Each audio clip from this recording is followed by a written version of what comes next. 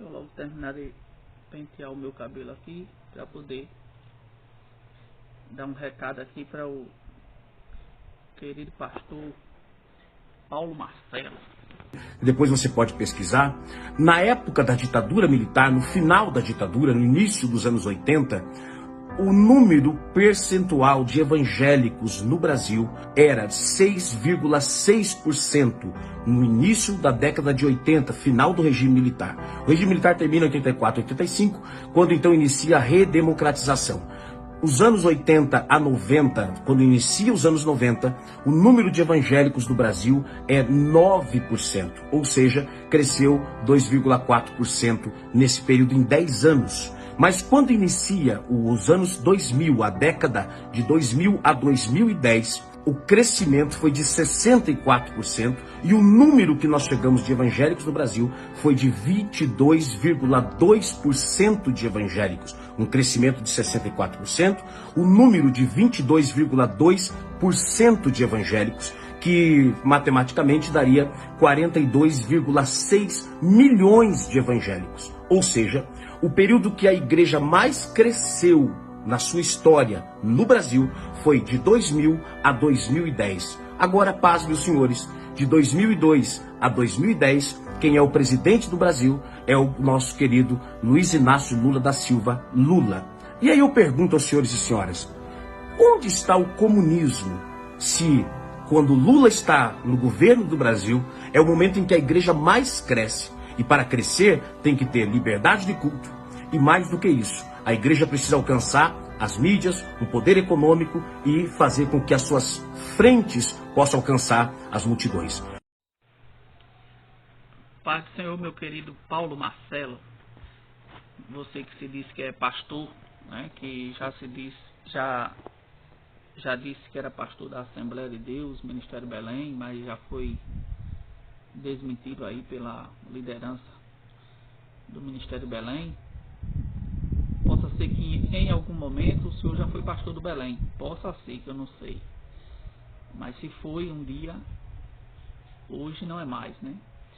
E possa ser também que já foi algum dia reconhecido como pastor, mas hoje em dia também não é mais, porque não existe pastor de esquerda. Existe esquerdista, socialista, comunista, se dizendo ser pastor. Agora, verdadeiro pastor de esquerda, eu acho meio difícil. Até porque a esquerda, ela tem as suas pautas, né? Defende o aborto, legalização do aborto, legalização da maconha, ideologia de gênero. Eu não estou aqui defendendo o lado A, o lado B, o lado C, o lado D. Não estou aqui declarando o meu lado político. Eu estou aqui defendendo princípios e falando que o verdadeiro cristão, ele não apoia a legalização do aborto, nem da maconha, nem outras pautas que a esquerda defende aí, que envergonha até o Evangelho de Cristo, né? Em nome de uma suposta liberdade, eles querem a libertinagem, eles querem a anarquia generalizada. É isso que a esquerda gosta e quer, né? Temos aí o exemplo do vereador que invadiu a missa na Igreja Católica lá no Rio de Janeiro e violou a Constituição Federal e o Código Penal, né? Onde tanto a Constituição defende, quanto outras leis do nosso país e mundialmente em outros países também, que tem a liberdade de culto, que o culto ele é inviolável. O culto ele é inviolável. E quem perturbar um ambiente de culto deveria ser preso, né? Lamentavelmente o vereador infligiu a lei, mas no Brasil a lei é frouxa, né? E a lei acoberta certos tipos de pessoas. Bem, voltando aqui para falar do querido Paulo Marcelo, meu amigo, o que o Paulo Marcelo tem feito, tem declarado, é vergonhoso. Logo no começo, no princípio, que ele começou a declarar-se contra Bolsonaro, contra o governo do Bolsonaro, há mais ou menos um ano atrás, eu já sabia, eu imaginava que alguma coisa tinha por trás. Eu imaginava que alguma bomba ia estourar. Não era comum, não era normal o que ele vinha pronunciando, né? E a bomba foi essa aí, que estourou. Né? O camarada é petista declarado, apoiador de Lula, né? Partido do PT que fez um estrago no Brasil. Há quem defenda e acha que o PT fez alguma coisa, mas o PT fez um estrago no Brasil. Não só o PT, teve outros partidos envolvidos, mas o PT foi o partido mais corrupto, foi o mais que se envolveu em corrupção. Todos os ministros, ou 90% ou mais de 90% dos ministros de Lula foram presos e acusados de corrupção, inclusive o próprio Lula foi preso por corrupção. Então apoiar um partido corrupto é ser conivente com ele, né? Paulo Marcelo está envergonhando o Evangelho de Cristo. Fica atacando o pastor Silas Malafaia, fica atacando as igrejas, fica atacando os evangélicos. E nesses últimos dias, e me parece que foi ontem, fez um vídeo mentiroso dizendo que a igreja evangélica cresceu assustadoramente no período do governo do PT.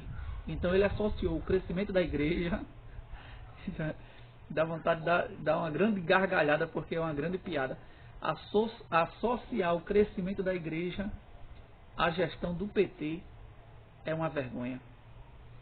É uma pessoa totalmente desequilibrada, a pessoa que afirmar que a igreja cresceu mais no período do PT, no período do governo PT governou o país, e atribuir o crescimento da igreja ao governo do PT. Isso aí foi a gota d'água, porque a igreja de Cristo nunca dependeu de governo nenhum para crescer. O crescimento da igreja está associado ao Espírito Santo de Deus e ao próprio Cristo, que a igreja está edificada em Cristo, né? Durante o período de Israel, durante o período que Israel esteve oprimido lá no Egito, nas mãos de Faraó, né, sofrendo lá todo tipo de perseguição lá no Egito, foi o período que mais o povo de Deus cresceu. Os hebreus se multiplicaram de maneira assustadora, ao modo de Faraó ficar preocupado. Então, quanto mais oprimia o povo, mais o povo crescia. A igreja primitiva ela cresceu também no período de grande turbulência. Quanto mais a perseguição crescia contra a igreja, mais os cristãos se espalhavam, evangelizavam, ganhavam mais almas para Cristo, e a igreja cresceu também grandemente, né, no período da perseguição.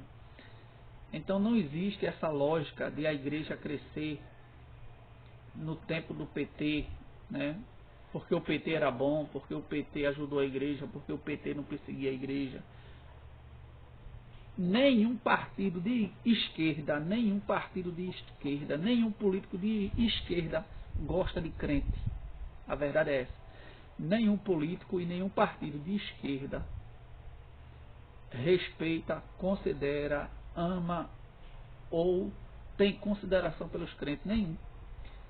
Todos os partidos de esquerda são contra não só o cristianismo, contra outras religiões também. E se eles pudessem, eles acabariam com a religião da face da terra. Esse povo odeia os evangélicos, principalmente os evangélicos e os católicos. Mas os evangélicos eu acredito que são mais odiados pela esquerda, porque eles sabem a influência que o povo evangélico tem na sociedade, que o povo evangélico no país, se todos se unissem, eles conseguem eleger um presidente da República né, consegue influenciar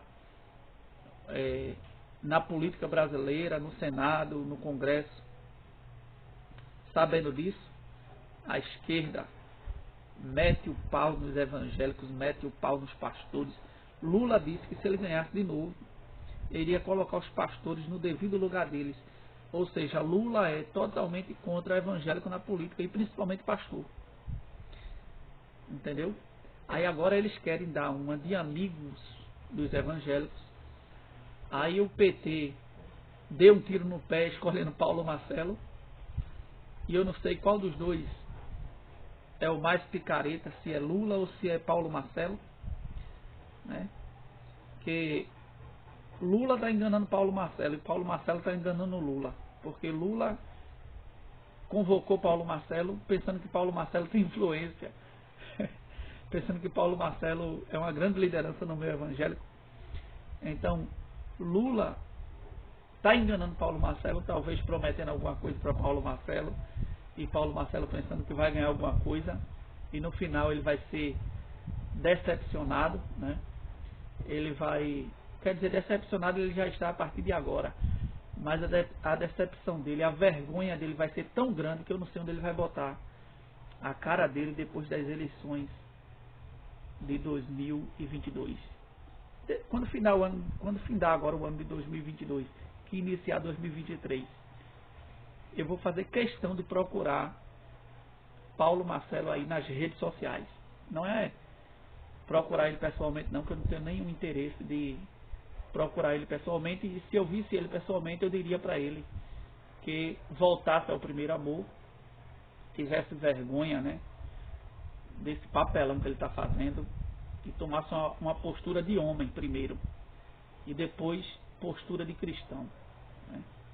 Mas eu quero ver nas redes sociais o que ele vai dizer depois da eleição de 2022, né? Então ele vai sofrer uma grande decepção. E Paulo Marcelo está enganando Lula porque talvez ele disse para o PT que era uma grande liderança, que era muito conhecido, era muito famoso. Na verdade, ele foi até conhecido, né, por alguns crentes, através de Marco Feliciano, que foi um grande amigo dele. E eu não sei nem se Marco Feliciano ainda mantém amizade com ele, até porque eu não vi Marco Feliciano se pronunciar depois que Paulo Marcelo virou a casaca, ou virou de lado. Marco Feliciano está calado. Mas se eu fosse Marco Feliciano, eu já tinha me pronunciado já. Eu já tinha me pronunciado. Eu já tinha dado a minha opinião a respeito disso daí. Mas Marco Feliciano mantém-se calado, né? O porquê eu não sei. Mas Paulo Marcelo, ele ficou mais conhecido devido à amizade que tem com Marco Feliciano, né? Já vi comentários dizendo que ele sempre viveu na sombra de Marco Feliciano, imitava Marco Feliciano nas pregações, ou imitava as pregações de Marco Feliciano.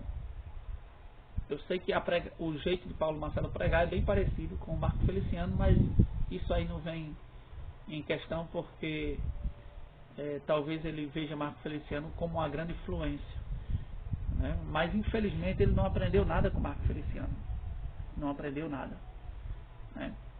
Ele não toma o exemplo de Marco Feliciano, que bate na esquerda, que bate na corrupção.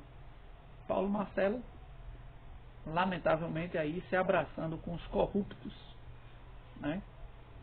E mentindo, dizendo que é pastor assembleano. Ele já foi pastor, possa ser que ele foi, mas ele não é mais.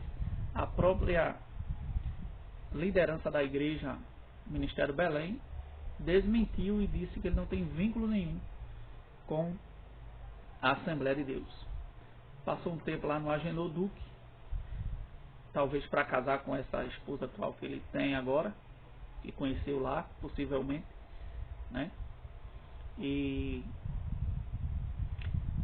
depois ele saiu do Agenor Duque, que também não é referência para ninguém. Agenor Duque não é referência para ninguém.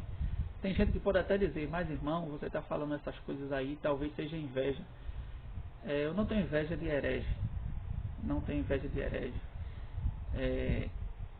quanto à alta posição que ele tem, a grande igreja que ele tem, a quantidade de membros que ele tem, isso aí não quer dizer que Deus aprova.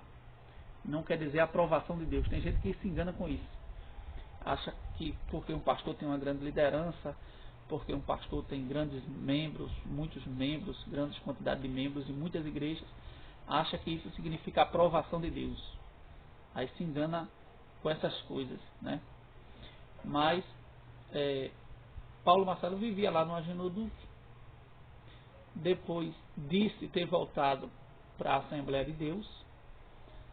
E agora eu não sei qual é a igreja que ele faz parte, porque o Ministério Belém disse que ele não era do Belém, né?